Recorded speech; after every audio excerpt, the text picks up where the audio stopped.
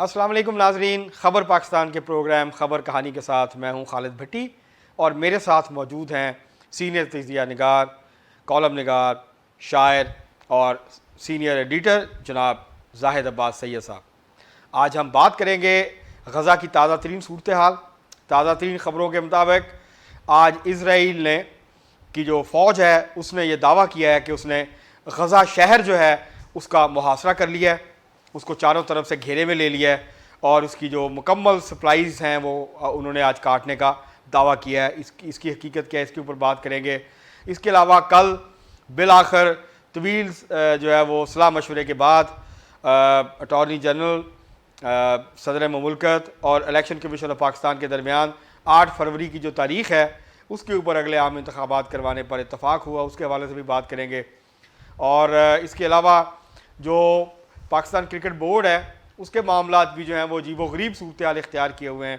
ادھر سے پاکستان جو ہے وہ اگر مگر کی صورتحال سے دوچار ہے ورلڈ کپ میں، مگر اس کے ساتھ ساتھ جو کرکٹ بورڈ کے معاملات ہیں وہ دن بدن جو ہے وہ خراب سے خراب تر ہوتے جا رہے ہیں۔ ان سارے موضوعات پہ آج ہم بات کریں گے جناب زاہد عباس سید صاحب سے۔ السلام علیکم سر۔ وعلیکم السلام۔ زاہد صاحب کیسے ہیں آپ؟ خیریت سے ہیں؟ آپ سنائیں سر۔ سر غزہ میں آج اسرائیل کی جو فوج ہے محاصرے میں لے جی، لیا۔ اس نے دعویٰ کیا ہے کہ اس نے غزہ سٹی جو ہے، غزہ کی پٹی میں جو غزہ کا شہر ہے اس کو محاصرے میں لیا ہے۔ اور غزہ کا جو شہر ہے اس کی اہمیت یہ ہے کہ یہ حماس کا گڑھ ہے۔ حماس جو ہے اس کی اصل جو طاقت ہے وہ غزہ شہر ہے، سٹی ہے، غزہ سٹی ہے۔ غزہ سٹی ہے۔ تو اگر یہ ایسا ہوا ہے تو یہ آج بڑی کا نہیں ہے، میں 80s سے یہ شہر پر جب ہم نیوز روم میں بیٹھتے ہیں تو ایچ اینڈ ایوری تھنگ ان کا ایک ایک انچ کا ہمیں اندازہ تھا جی اور یہ جنگ جو ہے یہ بہت پرانی ہے۔ جی جی غزہ سٹی کا محاصرہ آج نہیں کیا، پہلے بھی کئی دفعہ کر چکا بالکل ایسے اور اسے منہ کی کھانی پڑی ہے۔ جی لیکن اب صورتحال بہت مختلف ہے، کیونکہ عالمی تناظر میں ہم اگر دیکھیں تو دنیا میں اس کی ایک قسم کی اس کے ظلم کے خلاف جو ہے، اس کی بربریت کے خلاف احتجاج ہو رہا ہے۔ آج بحرین نے تعلقات توڑے ہیں، اس سے پہلے بولیویا، چلی، کولمبیا نے بالکل اپنے سفیر بلائے ہیں اور اس نے سخت لب و لہجے میں بات کی۔ اور دوسری طرف اگر آئیں تو حماس کے جو تیاریاں ہیں اس میں حزب اللہ نے شرکت کا جو ہے نا مکمل تیاری کی ہے۔ ابھی تھوڑی دیر بعد جمعے کے بعد وہ تقریر کریں گے، حسن نصر اللہ سربراہ جو حزب اللہ کے، اور وہ یہ پوری دنیا جانتی ہے کہ اس نے اس کے ساتھ کیا کیا تھا، اور جنگ ہارنے کا پوری دنیا کے سامنے اس نے اعلان کیا تو جان چھوٹی۔ بالکل ایسے ہی ہے، جنوبی لبنان میں حزب اللہ واحد قوت ہے مڈل ایسٹ کی جس نے اب تک اسرائیل کو ہرایا۔ ہاں، اب لیکن اس کے درمیان میں جو بلکہ میرا اپنا ہی شعر ہے کہ پھر سے امکان ہو گیا پیدا، پھر سے امکان ہو گیا پیدا شہر میں قتل عام ہونے کا۔ واہ واہ واہ، تو یہ جو قتل عام ہے، بڑی صحیح عکاسی زاہد صاحب آپ نے کی ہے اس شعر کے ذریعے ساری صورتحال کی۔ یہ صورتحال میں دیکھ رہا ہوں اور میرے اندر جو ہے انسان وہ مجھ سے یہی کہہ رہا ہے کہ کوئی ہو تو یہ طاقتیں ہیں برائے نام جو انسانیت کا دم بھرتی ہیں۔ ایسے ہی ہے، یہ انسانی حقوق کا جو شور مچاتی ہیں، یہ این جی اوز کے ساتھ مل کے امریکہ، برطانیہ، فرانس، یہ سارے کہاں کیا کر رہے ہیں؟ یہ زاہد صاحب میں آپ کو ایک بات بتاؤں ایمانداری سے، میں ذاتی طور پہ یہ سمجھتا ہوں کہ جمہوریت اور انسانی حقوق کا لبادہ اوڑھ کے یہ جو مغربی طاقتیں ہیں یہ کمزور ملکوں پہ چڑھائی کرتی ہیں، اپنی مرضی کے حکمران جو ہیں ان کو مسلط کرتی ہیں، اور جب ان کی مرضی کا حکمران نہ ہو تو ان کو جمہوریت اور انسانی حقوق یاد آ جاتے ہیں، جب ان کے مفادات ہوں تو یہ فوجی آمروں کی حمایت کرتی ہیں۔ بالکل، میں اسی پروگرام میں آپ سے عرض کر چکا ہوں کہ امریکہ کا ایک منصوبہ ہے جی دنیا پر غلبے کی، ایک خواہش ہے، اس خواہش میں اس نے بڑے انسان، لاکھوں انسان، ہیروشیما، ناگاساکی، تورا بورا، یہ مثالیں ہیں، ویتنام، لاطینی امریکہ، انڈونیشیا، مطلب اور وہ جو منصوبہ بناتا ہے وہ 50-60 سال پہلے اس کی منصوبہ بندی کرتا ہے کہ میں اس علاقے میں یہاں سے آگے کیسے بڑھوں گا، کیا کروں گا۔ یہ اس کا ایک بدماش ہے، مشرق وسطیٰ میں اس کا جو بدماش ہے وہ اسرائیل ہے، یہودی۔ ہم اب کیا کہہ سکتے ہیں اس دہشت گردی کو؟ اور دہشت گردی جہاں امریکہ نے قدم رکھا ہے وہاں سے دہشت گردی نمو پائی ہے، وہاں سے پھوٹی ہے، وہاں سے ایک خودرو پودے کی طرح دہشت گردی آگے آئی ہے۔ اصل میں ظاہر صاحب جس کو آج کل دہشت گردی کہا جاتا ہے نا 9/11 کے بعد، اس سے پہلے یہ جدوجہد تھی، یہ حریت تھی، کی ٹھیک ہے، تحریک تھی، یہ جو ہے کہلاتا تھا کہ مزاحمت ہے یہ، اور لوگ اپنے مزاحمت دیکھیں اصولی طور پر یہ ہم نے یہاں ایک پروگرام بھی کیا تھا کہ مزاحمت اور ادب کا کتنا تعلق ہے، اور یاسر عرفات کے زمانے میں جب یاسر عرفات نے بیروت تک انہیں محدود کیا گیا تو وہاں دفتر منتقل کیا، تو ہمارے ایک بین الاقوامی شاعر بہت بڑا نام فیض احمد فیض، تو انہیں بلا کے اس ادبی رسالے کا ایڈیٹر بنایا گیا۔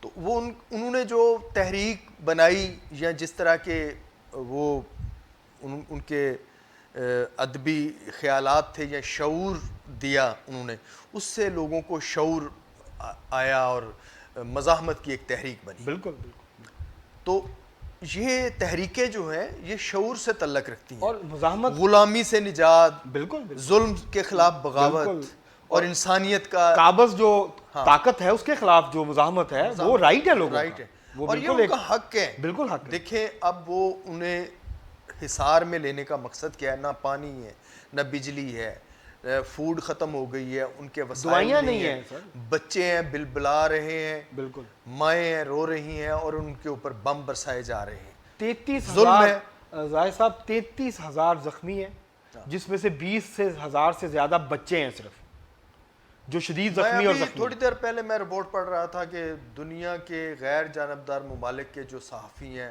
ان کی تعداد سینکڑوں میں چلی گئی ہے جو شہید ہو چکے ہیں۔ اقوام متحدہ کے 200 64 اب تک انہوں نے مانا ہے کہ ہمارے 64 اہلکار جو ہیں وہ مارے جا چکے ہیں، وہ ادھر اسرائیل کی بازی ہار گئے ہیں، اور وہ سارے یہ دہشت گردی کا شکار ہوئے ہیں۔ بالکل یہ ریاستی دہشت گردی ہے، اسرائیل کی دہشت گردی ہے، بالکل عالمی دہشت گردی، بالکل عالمی سطح پر۔ اب اس کا ہاتھ روکنا ہوگا، ورنہ اس سے آگے جو ہے وہ دنیا کی تباہی۔ اب تو خطرہ، اگر حزب اللہ خطرہ ہے، عالمی جنگ کا خطرہ ہے، بالکل عالمی ایٹمی جنگ کا خطرہ ایک نیا جنم لے رہا ہے، کیونکہ روس اور ایران ایک سٹانس لے کر آگے بڑھ رہے ہیں۔ حزب اللہ کی طرف سے بھی اب کارروائیوں کا باقاعدہ منظم پلانڈ کارروائیاں شروع کرنے کا ہے۔ آج ہی جمعے کے بعد انہوں نے کوئی ان کا خطبہ جمعہ کا تو اس میں اعلان کریں گے، اعلان کر دیں، اس میں وہ اعلان کر دیں گے۔ تو یہ اب روکنا پڑے گا، اس کے بغیر چارہ نہیں ہے۔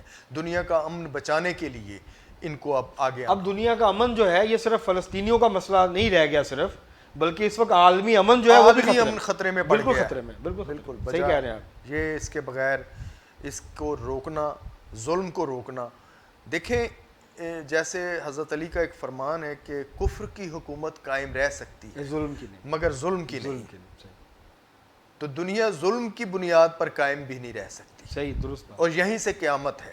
صحیح، اب دیکھیں وہاں تو قیامت آ چکی ہے ان کے لیے، تو کہ قیامت کے مناظر، قیامت کا وقت ہے، اس سے کیا قیامت ہوگی، اس سے بڑی ان کے سر پہ جو ٹوٹ پڑی ہے۔ تو سر اس کے بعد ہمیں توقع کرنی چاہیے کہ شاید انسان جو ہے ضمیر جاگے، اور جائنٹلی ایک ہونا چاہیے تھا، جیسے اب چین نے یہ کہا ہے کہ وہ نئی کوشش کرے گا امن کی، بڑی ڈیولپمنٹ ہوئی ہے کہ امریکہ نے کہا ہے کہ میں پھر مانتا ہوں آپ کی بات، پہلے آپ ایران کو باز رکھیں، وہ حملہ نہ کریں۔ جی ایران کے حملے کا خوف ہے، بالکل ہے، بالکل ہے۔ دیکھیں ایک طرف یہ جو بندہ کسی کو مارنے پر تل جاتا ہے یا کسی ارادہ قتل باندھتا ہے تو اپنی جان وہ پہلے ہی گنوا چکا ہوتا ہے، اسے پتہ ہے یہاں میں پھانسی، وہ اپنی جان ہتھیلی پہ رکھ پہ جاتا ہے، بالکل ایسے، تو اندر کا خوف اس کا باہر آ رہا ہے، پہلے یہ دیکھ رہا ہے۔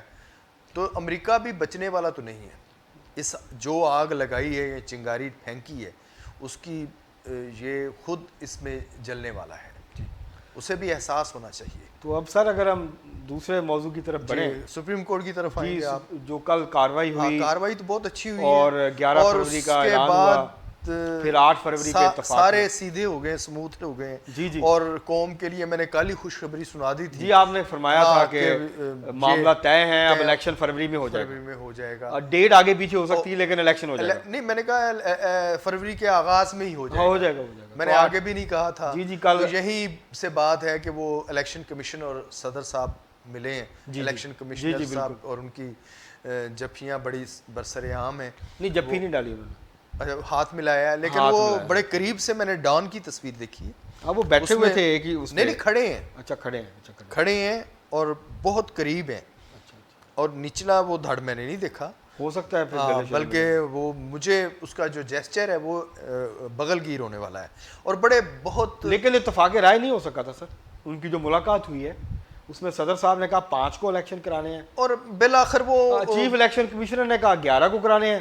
پھر چیف الیکشن کمشنر اپنے آفس آئے, انہوں نے خط لکھ مارا صدر کو. ہمارے اداروں کے جو سربراہان ہیں ان کا ایک انائیں بڑی نہیں ہے, انائیں اور سپرمیسی کا مسئلہ ہے کہ یہ ادارہ ہمارا یا میں اس سے بڑا ہوں. نو ڈاؤٹ الیکشن کمیشن بھی ایک آئینی ادارہ ہے اور صدر بھی ایک آئینی حیثیت رکھتا ہے. اگر 58(2) ہوتا اس کے پاس تو پھر تو میرے خیال ہے یہ معاملات ہی کچھ اور ہوتے, پھر سپریم کورٹ کی ضرورت ہی نہیں تھی. جو آج یہ دعویٰ کر رہے ہیں قاضی فائز عیسیٰ صاحب, اور حق بجانب ہے کہ ان کے یہ لینے پر نوٹس اور سٹانس لینے پر ان کا جو یہ تمام سٹیک ہولڈرز کو بلایا ہے, نوٹسز جاری کیے ہیں اور ان کی بات سنی ہے, اور خود اپنا بھی معافی الضمیر انہوں نے بیان کیا ہے. مدعا یہ ہے کہ ان کا ایک, اب آپ شاید اختلاف کریں کہ یہ سارا کام سپریم کورٹ سے ہی اتفاق کرتا ہوں, اینڈنگ اس کی سپریم کورٹ سے ہی ہوگی. اور یہ جو فائنل جو ہے نا اسی تاریخ کو شاید ابھی تھوڑی دیر مہر جو ہے وہ سپریم کورٹ سے لگے گی, تصدیق کے سبت جو مہر لگے گی تو وہ یہیں سے. نہیں میں آپ سے اتفاق کرتا ہوں, اور ممکن ہے اناؤنسمنٹ بھی چیف جسٹس ہی کریں گے اس تاریخ کو اعلان. یہ ٹھیک ہے جی, دونوں پارٹیاں راضی ہیں سب کچھ, اور میں نے سیاسی جماعتوں سے بھی بات کر لی ہے. اس کے بعد اب یہ حتمی ہے, یہی تاریخ بنتی ہے. لیکن کل زاہد خان صاحب آلموسٹ یہ قریب آ گئے ہیں. اچھا میں نے کل زاہد خان صاحب کو سنا جو ANP کے سابق سینیٹر ہیں, سینئر رہنما ہیں, ان کو وہ میں نے سنا ان کو, تو ان کو تو یقین اب بھی نہیں ہے الیکشن پہ. وہ کہتے ہیں الیکشن نہیں ہو رہے. ہاں یہ بہرحال ہمیں یقین کچھ آ گیا ہے. مجھے تو یقین ہے کہ الیکشن, میں بھی کافی نہیں, آپ بھی کافی دیر سے کہہ رہے ہیں, میں بھی کافی دیر سے, ہم تو کافی دیر سے کہہ رہے ہیں. وسوسوں اور خدشوں کا مطلب رہا ہے مجھ پر بھی, کافی اس سے اثرات رہے ہیں, لیکن اس کے حالات و واقعات کچھ ایسے تھے. جی اب بھی حالات کچھ اچھے نہیں ہیں. جی جی آپ دیکھ لیں ایک جماعت جو ہے وہ آلموسٹ الیکشن سے باہر نظر آ رہی ہے. کل ویسے حامد خان صاحب نے اعلان کیا کنسنسس کا ہو نہیں, ممکن ہے اس کو شاہ محمود قریشی کو چھوڑ دیں کسی طریقے سے. وہ ایک خبر چل رہی ہے, ابھی کنفرم نہیں ہوئی. وہ خبر یہ ہے کہ ایک اور انٹرویو ریکارڈ ہو گیا, اور انٹرویو جیو نیوز پہ ریکارڈ ہوا ہے.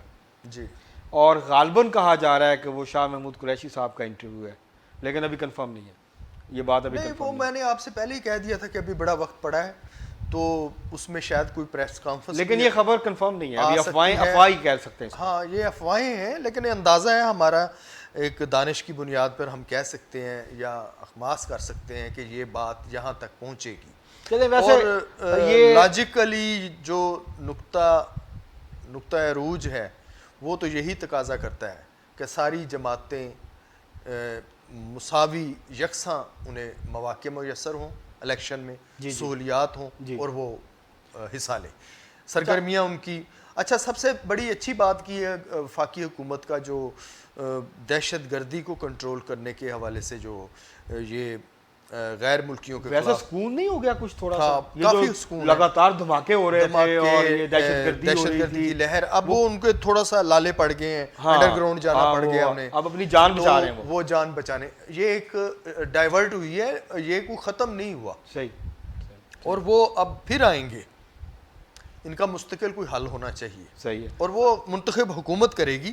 صحیح ہے, یہ جو عارضی حکومتیں ان کا کام بھی نہیں ہے اتنا, اور وہ بیچاری کر رہی ہے تو ٹھیک ہے, اسے اچھا ظاہر صاحب، یہ آج جو ہے بین الصوبائی وزارت ہے جو کھیلوں کے معاملات کو دیکھتی ہے وفاقی، اس نے وزیر اعظم سے رائے مانگی ہے کہ ذکا اشرف جو پی سی بی کے چیئرمین ہیں ان کی مدت ختم ہو رہی ہے کل، تو کیا اس پر پہلے تو الزامات کی بچھاڑ لگی ہوئی ہے، وہ تو خیر بڑی اس وقت عجیب و غریب صورتحال بنی ہوئی ہے. اور بلکہ اس نے بھی ان کے خلاف انضمام الحق نے بھی چیف سلیکٹر نے کہا ہے کہ یہ جو سہولتیں جب غلغلہ اٹھا تھا تو میں ان کے گھر گیا تھا لے کے ذکا صاحب کو، تو پھر میں پرائم منسٹر کے پاس گیا ہوں، ان کے گھر گئے ہیں، پرائم منسٹر سے میں نے پھر یہ باتیں منوائی ساری، یہ کروڑوں کی سہولیات اور یہ سارا، اور جو اس نے ان کے مطابق چیف سلیکٹر صاحب کے مطابق، سابق چیف سلیکٹر صاحب کہہ رہے ہیں کہ میں نے پھر یہ ڈیل کروائی تھی. جی جی، اب یہ بات درست ہے. ہاں، یہ جو معاملات کیونکہ چیئرمین پی سی بی اور کھلاڑیوں کے درمیان اختلافات بہت بڑھ گئے تھے، کھلاڑی ان کی بات نہیں مان رہے تھے، پھر انضمام الحق نے جو ہے اس کے اندر مداخلت کی اور معاملہ سیٹل کروایا. یہ بھٹی صاحب سارا اگر دیکھا جائے، غور کیا جائے تو یہ قومی مفاد کا کہیں بھی کوئی مجھے شائبہ تک نظر نہیں آتا. سارا پیسے سارے اپنی وہ لالچ اور اپنے مفاد، ذاتی اغراض و مقاصد ہیں ان کے، اور چھوٹی چھوٹی ان کی جو ہیں وہ خواہشیں ہیں، یا ان کی وہ کیا کہہ رہے ہیں لالچ ہے. ان کی لالچ کی بنیاد پر کھیلا جانے والا کھیل تو کسی طرح بھی ایکسیپٹیبل نہیں ہے. میرا خیال ہے ایک قومی جذبہ ہو، پتہ ہو کہ پیچھے پوری قوم ہمیں دیکھ رہی ہے. ایک آدھ دن میں فیصلہ ہو جائے گا میرا خیال ہے ذکا اشرف صاحب کی قسمت کا. تو ظاہر صاحب پروگرام ہمارا کا وقت ختم ہو گیا. جی بجائے آج ہم نے ناظرین غزہ کی صورتحال پہ بات کی، اور جو سویا ہوا عالمی ضمیر ہے وہ ابھی تک تو نہیں جاگا، اور ہم نے اس کے حوالے سے بھی بات کی کہ کس طرح سے اسرائیل جو ہے اس نے وحشت اور بربریت کی انتہا کی ہوئی ہے، اور ہزاروں فلسطینی جو ہیں وہ شہید ہو چکے ہیں اور زخمی ہیں، اور کوئی پرسان حال نہیں ہے. اور اب اسرائیل یہ دعویٰ کر رہا ہے اسرائیل کہ اس کی فوج نے غزہ سٹی کا محاصرہ کر لیا. اس کے علاوہ امید کی جانی چاہیے کہ اب 8 فروری کو عام انتخابات کی جو تاریخ فائنل ہوئی ہے کل، اس کے حوالے سے اس کے بعد اب جو شکوک و شبہات تھے کہ الیکشن ہوں گے نہیں ہوں گے وہ ختم ہو جائیں گے، اور پاکستان کی تمام سیاسی جماعتیں اب اپنی توجہ انتخابی منشور، لوگوں کے جو مسائل ہیں اس کے حل، اور پاکستان کو درپیش جو چیلنجز ہیں اس سے نبٹنے کے اوپر اپنی توجہ مرکوز کریں گی، لوگوں تک اپنا پیغام جو ہے وہ لے کے جائیں گی. تو یہ ساری صورتحال ہے. جہاں تک کرکٹ کا معاملہ ہے تو وہ ابھی تک دعاؤں پہ ٹکا ہوا ہے معاملہ. پاکستان سیمی فائنل میں پہنچتا ہے نہیں پہنچتا، وہ سارا معاملہ اگر مگر پہ ہے کہ نیوزی لینڈ ہارے اور اس کے بعد پھر کوئی اور بھی ہارے، تو پھر جا کے آسٹریلیا بھی ہارے، تو پھر پاکستان جو ہے وہ سیمی فائنل میں پہنچے گا. پہلے ہم برا کھیلتے ہیں اور پھر ہم جو ہے وہ ساری آس امید دوسروں کے ہارنے جیتنے کے اوپر لگا لیتے ہیں. آج کا پروگرام ہمیں امید ہے کہ آپ کو پسند آئے گا. دیکھنے کا شکریہ. آج کے لیے اتنا ہی.